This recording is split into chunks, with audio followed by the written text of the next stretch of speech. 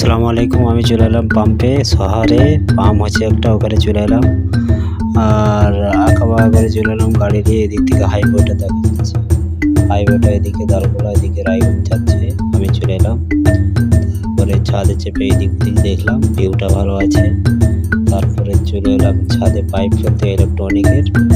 আমি ইলেকট্রনিকের কাজ করি। আপনারা আমার লিঙ্কে দেওয়া আছে ফেসবুকে, ইউটিউবে, সব ধরনের ভিডিও পেয়ে নেবেন।